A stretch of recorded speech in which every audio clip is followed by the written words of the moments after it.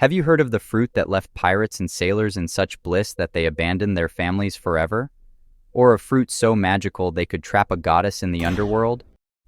The forbidden fruit of Eden may be the most famous, but mythology is filled with enchanted fruits, some offering immense wisdom or the ability to avoid death. Part 1. The Underworld. Eating fruit in mythology is hardly ever just a meal. One recurring theme surrounding fruit is an association with the underworld, often binding the eater to the land of the dead, and in a couple of cases, leading to them becoming the new ruler of the underworld, like in the Greek myth of Persephone.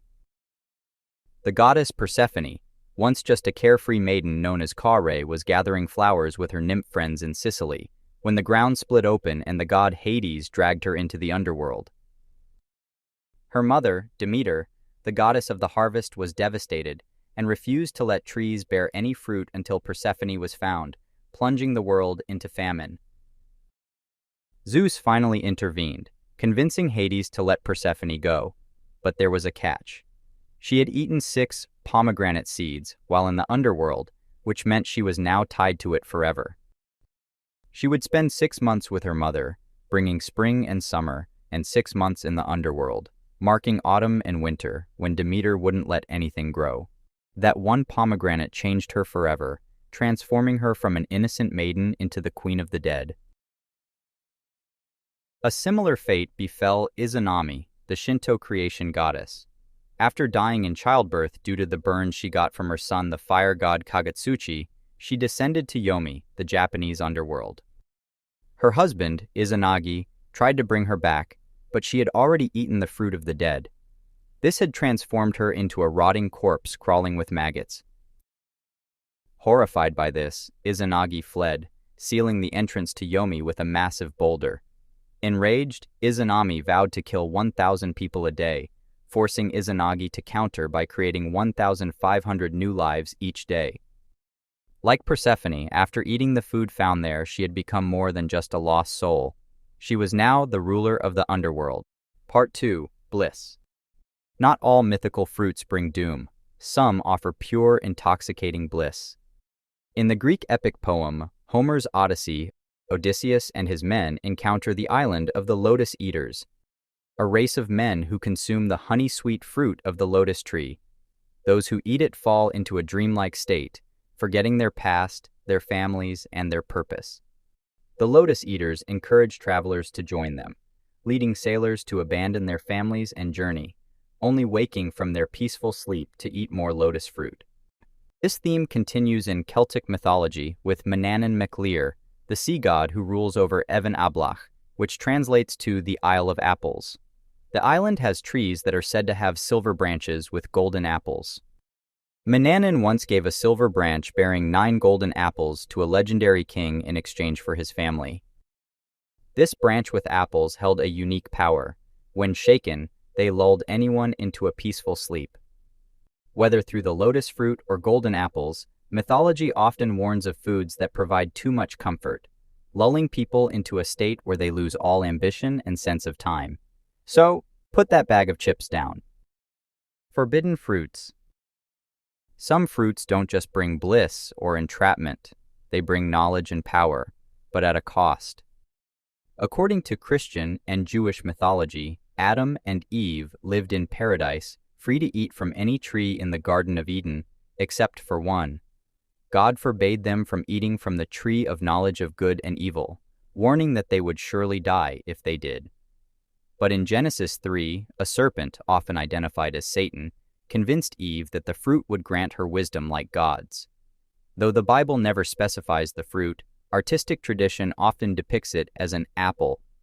Eve ate the fruit, gave some to Adam, and suddenly they understood sin.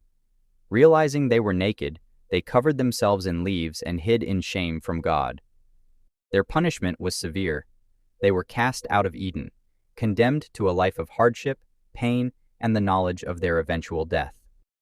Several myths of forbidden fruit are told in Africa, many that resemble the Christian. In an Efe myth from Congo, the supreme god Batsi granted humans immortality, but forbade them from eating from the tahu tree. When a pregnant woman craved its fruit, her husband stole some for her. Botsi, angered, makes it so that humans can now die as punishment. In Greek mythology, the forbidden food, ambrosia, is a mysterious substance, but the poet Ibycus described ambrosia as 9 times sweeter than honey. However, the tale of Tantalus and ambrosia is tied to an eternally forbidden fruit. For most mortals, ambrosia is completely off-limits. However, Tantalus, a mortal king, was once welcomed to Zeus's table on Mount Olympus. Overcome with greed, he stole ambrosia, hoping to share its divine power with humanity. He was caught and cast into Tartarus, the deepest part of the underworld, where he suffered an ironic fate, eternal hunger and thirst. He stood in a river with a fruit tree overhead, but whenever he tried to drink, the water receded, and when he reached for the grapes above, the branches grew out of reach. Part 4. Wisdom. Not all mythical fruits have negative connotations. Some offer the gift of wisdom. This is shown in Hindu mythology with the story of Ganesh and Kartikeya. In this myth, the sage Narada arrived at the home of Shiva and Parvati, holding a mango called the Jnana Palam, which contained an elixir of wisdom, but it couldn't be cut into pieces. Both of their sons, Ganesh and Kartikeya, wanted it. To settle the dispute, Narada challenged them to circle the world 3 times. Kartikeya, young and energetic, sped off on his peacock, soaring across mountains and oceans. The god Ganesh, on the other hand, instead of running off on a grand journey, simply ran 3 times around his parents and declared, "You are the world to me." And the mango was given to him. He is often depicted in art with mangoes because of this. Part 5. Immortality. The most common association with fruit in mythology is eternal youth or immortality. The right fruit doesn't just keep the doctor away, it keeps death away entirely. In Chinese mythology, the gods owed their eternal youth to the peaches of immortality, grown by the Queen Mother of the West, Shi Wangmu. These peaches, eaten at a divine banquet, each granted 9,000 extra years of life. Sun Wukong, the Monkey King, best known from the Journey to the West novel, was put in charge of guarding the peach orchard. But he just couldn't resist tasting one. That first bite turned into a feast. He devoured every last peach, ruining the god's banquet and adding yet another layer of immortality to his already several times immortal self. In Norse myth, youth came from golden apples, guarded by the goddess Eden. Without them, even gods like Odin and Thor would grow old and die. Loki once lured Eden out of Asgard by saying he had found apples that were more powerful than her own, leading to her capture by the giant Thiazi. The gods, now rapidly aging, forced Loki to fix his mistake. He transformed into a falcon, rescued Eden by turning her into a nut, and flew her back to Asgard. With her return, the gods could feast on her apples once more, regaining their strength and youth.